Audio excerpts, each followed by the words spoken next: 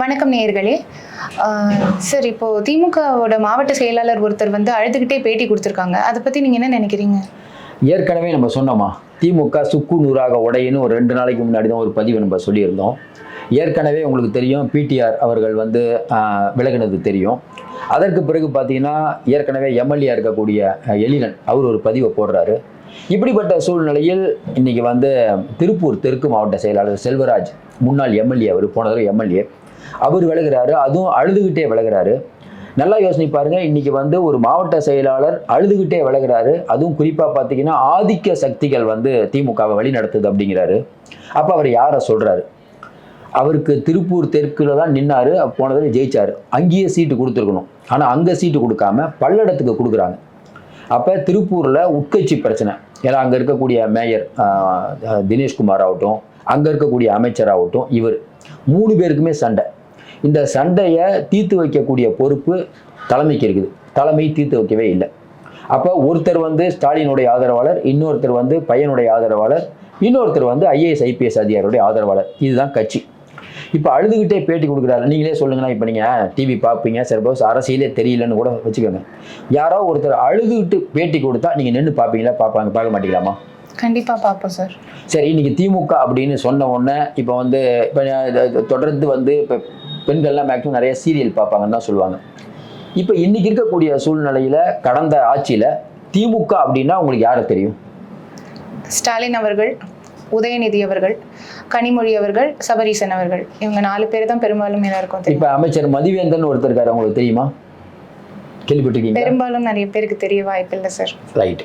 இப்படி பார்த்தீங்கன்னா திமுகவில் இவங்க 4 பேர் மட்டும்தான் தெரியும். அப்போ என்ன சிக்கல் ஆகுதுன்னா, ஒரு முன்னாள் எம்எல்ஏ, மாவட்ட செயலாளர், நீங்கள் வந்து எல்லாத்தையும் என்ன சொன்னீங்க, மனமு வந்து எல்லாரும் ஒதுங்குறதுனா ஒதுங்குங்கன்னு ஸ்டாலின் சொல்கிறாரு. மனமு வந்து ஒதுங்கலை. ஐயோ இந்த கட்சியை எனக்கு வேணாம்பா, இப்படி ஒரு மோசமான கட்சியை வேணாம்பான்னு அழுதுகிட்டு ஓடி போகிறார். அப்படின்னா இது வந்து இதான் திமுக. நான் ஏற்கனவே சொன்னேன், திமுக சுக்கு நூறா உடையும்னு. ஏற்கனவே உடைய ஆரம்பிச்சிருச்சா? இது ஆரம்பம் தான். இன்னும் நிறைய நடக்கும். அதாவது திமுக ஒரு காலத்தில் எதிர்கட்சியாக 13 வருஷம் இருந்ததுமா. இன்னைக்கு 15 நாள் தாங்க முடியல உங்களால். அப்போ 15 நாள்லேயே 3 பேர் விலகுறாங்க அப்படின்னா அடுத்தடுத்து திமுக எந்த மாதிரி நிலைமைக்கு போகும்? இது ட்ரெய்லர் தான். மெயின் பிக்சர் இன்னும் நிறையா இருக்கும். திமுக வந்து இன்னைக்கு ஒரு அசாதாரணமான சூழ்நிலையில் இருக்குது. ஏன்னா அடுத்து வந்து ஜெயிப்போம் அப்படிங்கிற நம்பிக்கை இருந்தால் பரவாயில்ல, ஜெயிப்போங்கிற நம்பிக்கை இல்லை. ஏன்னா உள்ளாட்சி தேர்தல் ஆகட்டும், எம்பி எலெக்ஷன் எது வச்சாலும் இவங்க கிட்ட இருக்க கூட்டணியே இல்லை. தனிச்சு நின்று திமுக எந்த காலத்துலையும் ஜெயிச்சதே இல்லை தமிழ்நாட்டில். அப்போ எந்த நம்பிக்கையில தொண்டர்கள் இருப்பாங்க? இப்போ அந்த மாவட்ட செயலர் அழுதுகிட்டே கொடுக்குறாரு. அவர் என்ன கேட்குறாரு? ஒரு தொழிலதிபர்களுக்கு ஒரு தொழிலதிபரை போய் நிற்க வைக்கிறீங்க என் தொகுதியில். திமுக காரனை நிற்க வச்சிருந்தாலும் பரவாயில்ல. அப்போ தொழிலதிபர் வந்து நிற்கிறாருன்னா அப்போ திமுக இந்த சமூக நீதி, அதாவது கட்சிக்காரங்களுக்கு மரியாதை, இது எதுவுமே இல்லாத ஒரு கார்ப்பரேட் கம்பெனியாக இன்னைக்கு திமுக ஆயிடுச்சு. அதனுடைய எம்டியாக இன்னைக்கு வந்து ஸ்டாலின் இருக்காரு, அவங்க பையன். இவங்க தான் அந்த கார்ப்பரேட் கம்பெனியுடைய மேனேஜிங் டைரக்டர். அப்போ ஒரு கட்சியை எப்படி நடத்தணும்னே தெரியாத ஒரு கட்சி திராவிட மாடல் அப்படிங்கிற ஒரு போர்வையில் கடந்த 5 ஆண்டுகளாக தமிழ்நாட்டை சூறையாடிட்டு இருந்தது மக்கள் நினைக்கிறாங்க. இந்த ஆட்சி அப்படிங்கிறது பொதுமக்களுக்கு மட்டும் பாதிப்பு இல்லை, கட்சிக்காரங்க, அதாவது மாவட்ட செயலாளருக்கே இந்த நிலைமைன்னா எப்படி இருக்கும் கட்சின்னு பார்த்துக்கோங்க. இது ஆரம்பம் தான். இனிமேல் இது அதிரடியாக தொடரும்.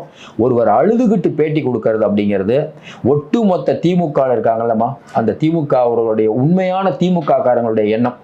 இன்னைக்கு பார்த்தீங்கன்னா மாற்று கட்சியிலிருந்து வந்த பல பேர் முன்னணியில் இருப்பாங்க திமுகவில். ஏன்னா உதயநிதி அவர்களுக்கு வேண்டியப்பட்டவங்க, அவருக்கு வேண்டியப்பட்டவங்க, இவருக்கு வேண்டியப்பட்டவங்க. இப்படி ஒரு குடும்பத்தின் ஆட்சியில் இந்த கட்சி இருக்கும் வரை இந்த கட்சி சரியானதுக்கான வாய்ப்பே இல்லை. கலைஞர் அவர்கள் 13 வருஷம் இருந்தாருமா, உங்களுக்கு தெரியும். கலைஞர் 13 வருஷம் இருந்தார். அவர் எதிர்கட்சியாக இருக்கும்போது அவருடைய எழுத்தாற்றல், பேச்சாற்றல் உங்களுக்கு நிறைய இருக்கும் அவர்கிட்ட. கடந்த காலங்களில் ஸ்டாலின் அவர்கள் பேப்பர் படிக்கிறதே இல்லை. கடந்த காலங்களில் நீங்களே பாருங்கம்மா, என்னம்மா சொல்லுவாங்க, இந்த வந்து பெண்கள் பாதுகாப்பு, போன ஆட்சியில் வந்து பெண்களுக்கு பாதுகாப்பு இருந்து நினைக்கிறீங்களா? சொல்லுங்க. கண்டிப்பா இல்லை சார். நிறைய சம்பவத்தை நம்ம பார்த்துட்டு தானே இருக்கோமா. அப்ப இதெல்லாம் ஒரு 1000 ரூபா கொடுத்ததோட மட்டும் இது தீந்துரும் அப்படின்னு திமுக தப்பு கணக்கு போட்டாங்க. இவங்க கணக்கு தப்புன்னு எல்லாரும் சொன்னோம், கேட்கல. இப்போ ஒரு முடிவுக்கு வந்துருச்சுன்னே சொல்லலாம். இந்த மாவட்ட செயலாளருடைய கண்ணீர் இது ஆரம்பம் தான், இது இனிமேல் தொடரும். ரொம்ப சரியா சொன்னீங்க சார்.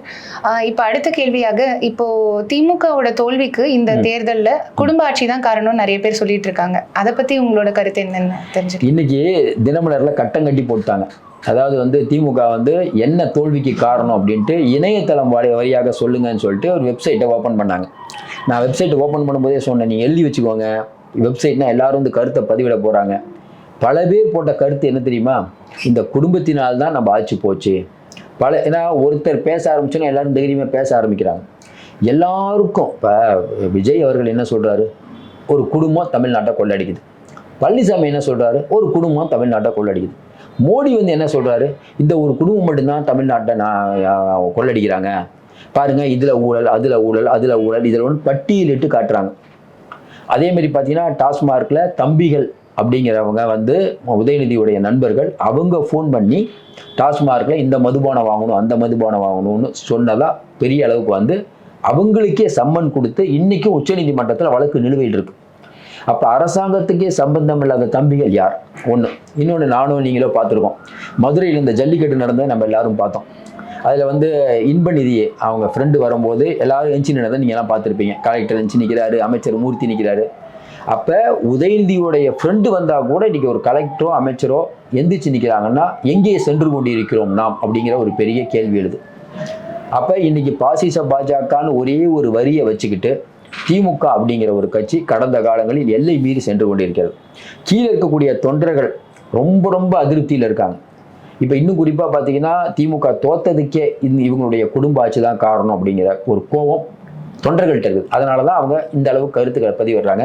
நான் தொடர்ந்து ஏற்கனவே சொன்ன மாதிரி தான், இன்றைக்கி வந்து நீங்கள் வந்து பல பேருக்கு வாய்ப்பு கொடுத்துருக்கணும். நீங்கள் சில பேரை வச்சு மட்டும் அது ஐஏஎஸ் ஐபிஎஸ் இவங்களை வச்சே கட்சி நடத்தலாம்னு நினச்சிங்க. அதனுடைய வெளிப்பாடு தான் இந்த அளவுக்கு மோசமாக இன்றைக்கி இந்த கட்சி ஆகியிருக்கிறது. அது ஓரளவுக்கு உண்மையும் கூட. அடிமட்ட தொண்டனுடைய எண்ணம் அதுதான்.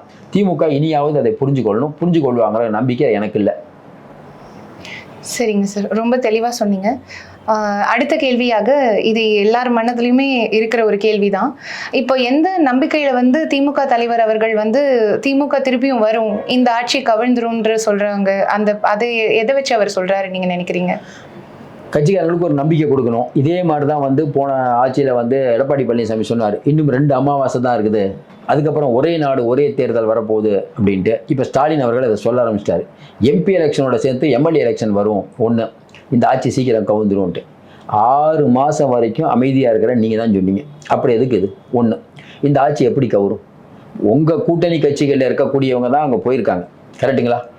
இப்போ உங்கள் கூட்டணி கட்சிகள் இருக்காங்க. இப்போ அவங்க என்ன சொன்னாங்கன்னா, நாங்கள் வந்து டிவிகேயில் இருந்தால் கூட திமுக கூட கூட்டணியில் இருக்கோம் தான் சொன்னாங்க.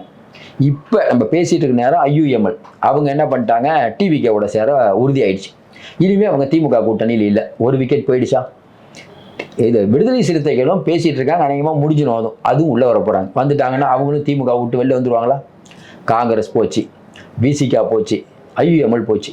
மதச்சார்பற்ற கூட்டணி நீங்கள் சொல்கிற கட்சியெல்லாம் போனதுக்கப்புறம் தனியாக கூட்டணியிலேருந்தே 24% தான் வாங்கியிருக்கீங்க.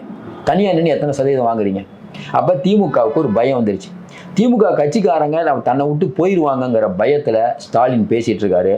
எழுதி வச்சுக்கோங்கம்மா, நான் சொல்கிற மாதிரி. இப்போ இந்த மாவட்ட செயல் அழுதாரில், இது ட்ரெய்லரு. இன்னும் இது போல் பல சம்பவங்கள் நடக்கும். இப்போ நம்ம பேசிகிட்டு இருக்கும்போதே பல மாவட்டங்களிலிருந்து, எங்கள் மாவட்டத்தில் இந்த இந்த அமைச்சரால் தான் தோத்தோம், எங்கள் மாவட்டத்தில் இந்த எம்எல்ஏவால் தான் தோத்தோன்னு பல பேர் கருத்துக்களை பதிவிட்டுருப்பாங்க. இவங்களை மாற்றுங்க, அவங்கள மாற்றுங்கன்னு நாங்கள் ஏற்கனவே சொன்னோம். யார் பேச்சையும் கேட்கல. ஒன்றும் இல்லைம்மா, இப்போ சமீபத்தில் கூட்டம் நடந்தது. ஏன் தோல்விக்கான காரணம்? அது தங்கத்தமிழ் செல்வன் ஒரு எம்பி, அவர் வந்து நம்ம அதிமுகவில் இருந்தார். அப்புறம் அதுக்கு ஒன்று டிடிவிட்ட இருந்தார். அவர் சொல்கிறாரு, அறிவாலயம் வந்தால் யாரும் மதிக்க மாட்டுறாங்க, நாங்கள் ஒரு விஷயம் சொன்னால் அமைச்சர் காது கொடுத்து கேட்க மாட்டுறாரு. இதுதான் அவர் சொன்னது. ஒரு எம்பிக்கே திமுகவில் இந்த நிலை. அப்போ என்னென்னா எல்லாமே மேல்மட்ட அரசியல் பண்ணுறது, கீழே மக்கள் என்னங்கிறத கண்டுக்காதோட விளைவு தான் இந்த அளவுக்கு மோசமான தோல்விக்கு காரணம். இது எப்போ முடியுதோ அப்போ தான் திமுக பெருசாக வரும். அது வந்து இவங்க வந்து திருத்திக்கிற மாதிரி இல்லை. ஏன்னா வந்து இவங்க வந்து இன்ஸ்டாகிராம் வச்சு ஜெயிச்சிட்டாங்க அப்படின்னு மக்களை இழிவுபடுத்தக்கூடிய வேலையை தான் தொடர்ந்து பண்ணுறாங்க. இது திமுகவை இன்னும் அழிவு பாதையில் தான் போய் சேரும் அப்படிங்கிறது தான் என்னுடைய நம்பிக்கை. வணக்கம்.